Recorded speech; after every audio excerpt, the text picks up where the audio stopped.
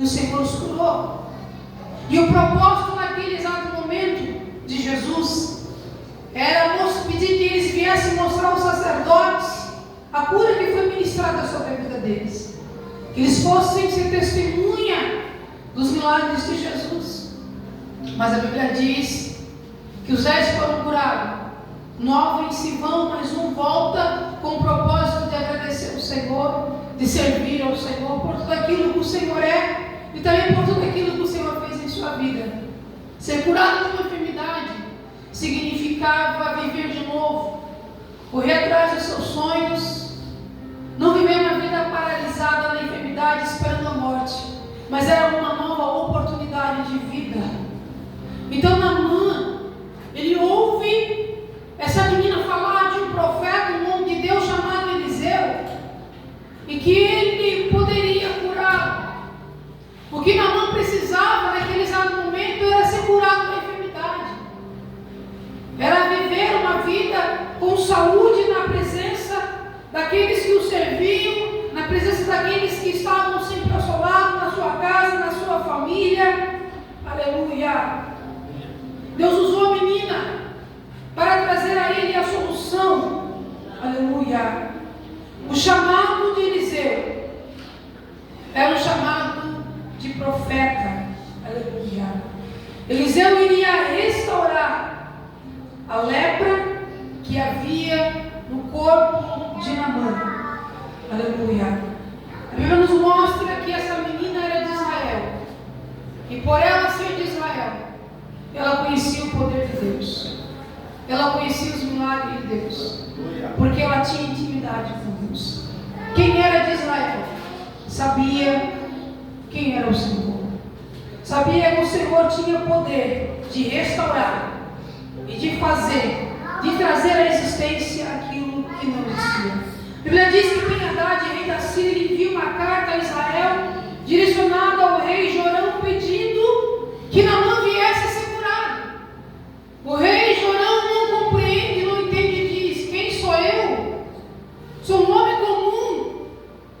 Como poderei curar um homem, ainda mais Naamã, chefe da Síria, um homem conhecido, uma autoridade como Naamã? Ele rasga as suas vestes, ele lamenta, não compreende porque veio essa carta do rei Ben-Hadad direcionando ele para que ele viesse curar. Ele não tinha essa possibilidade de curar. Aleluia! Mas o profeta Eliseu, ele ouve e diz: deixe-o vir a mim, e ele saberá que em Israel existe profeta. Glória a Deus. Porque a palavra do Senhor nos ensina que Eliseu, ele sempre estava na direção de Deus. O que vivia, o que existia na vida de Eliseu era um altar. Era um homem que tinha compromisso com o Senhor. Era um homem que determinava com ousadia, com autoridade, que liberava sempre uma palavra, e através dessa palavra o Senhor assinava embaixo. Porque ele sabia que ele estava com ele. O poder do Senhor, o poder de Deus se manifestava sobre a vida do profeta Eliseu. Aleluia! A Bíblia diz que Naamã não perde tempo, ele vai com seus carros, com seus cavalos, para na frente da casa do profeta, e ele espera uma atitude do profeta Eliseu, que o profeta saia da sua casa, chegue-se até ele, coloque as suas mãos e ministre a cura. Mas a palavra do Senhor nos fala que os nossos pensamentos não são os pensamentos do Senhor, e que os nossos caminhos não são os caminhos do Senhor. E glória a Deus por esta palavra. Naquele exato momento o profeta envia um mensageiro e diz: olha, realmente o profeta Eliseu, ele te pede algo. Vá até o Rio Jordão, mergulhe 7 vezes lá, e você vai ser curado da sua lepra. Quando Naamã ouve Rio Jordão e pula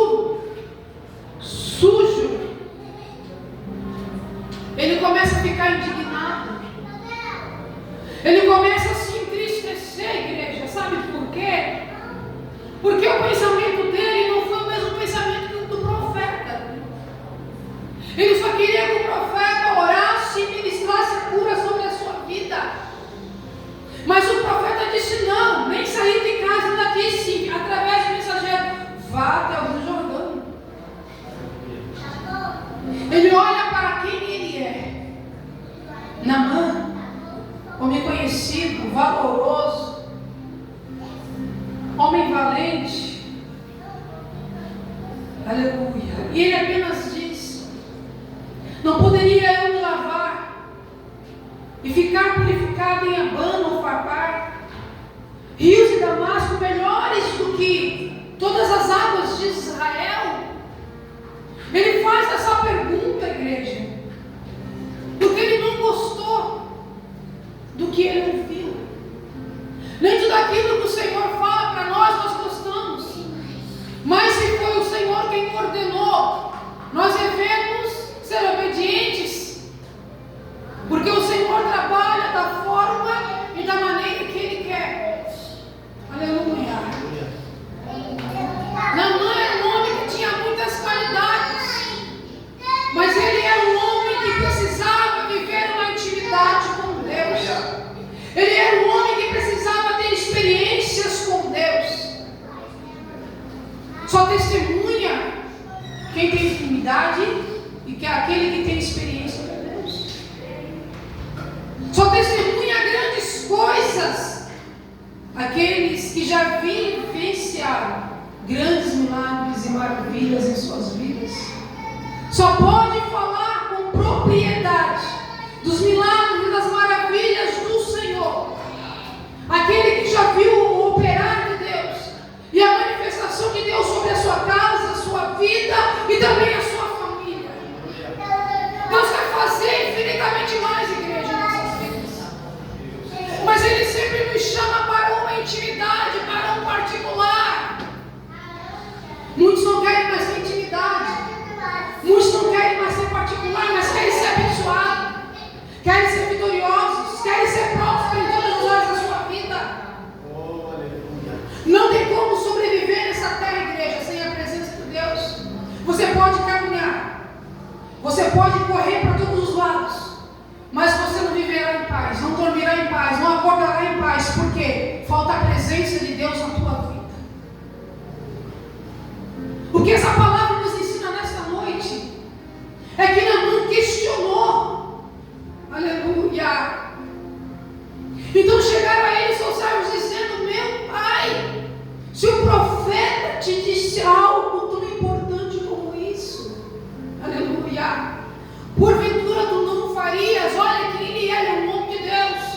Quantos milagres já operou, quantas palavras foram ministradas e o milagre aconteceu. Seus servos olharam para Naamã e falaram: tu já estás aqui, o profeta já te liberou uma palavra de cura, porque tu precisa tomar posse. Mergulhe 7 vezes no Rio Jordão, seja obediente à voz do profeta. Ele, quando nós somos obedientes à voz do Senhor, tudo começa a dar certo na nossa vida. Quando você começa a arrancar o teu eu, as tuas vontades, os teus desejos, e começa a pedir para que o Senhor venha colocar as vontades dele, os desejos dele, a tua vida é transformada pelo poder que é em Cristo Jesus. Então Naamã, ele desce, ele mergulha no Jordão 7 vezes, conforme a palavra do homem de Deus, e a sua carne tornou-se como um menino e ele ficou purificado. O que ele pôde ver com essa atitude é que o profeta tinha a direção do céu, e que através da sua obediência o Senhor operou um milagre. O que ele aprendeu, que mesmo ele dando presentes, dando dinheiro, dando ouro, dando prata ao profeta, o profeta não queria nada disso, porque o profeta estava ensinando este homem que existem coisas neste mundo que não se comparam à presença de Deus. O que adianta você ganhar o mundo inteiro e você perder a tua alma? Muitas pessoas têm ganhado o mundo inteiro, igreja. Muitas pessoas têm ganhado muitas visualizações, muitas curtidas, muitos seguidores, mas não têm seguido Jesus. A sua proposta não é o céu. O seu caminho não é o céu. O objetivo de vida não é o céu. E o nosso objetivo de vida nesta noite deve ser o céu. Porque o que o Senhor tem preparado para mim e para ti é uma vida eterna.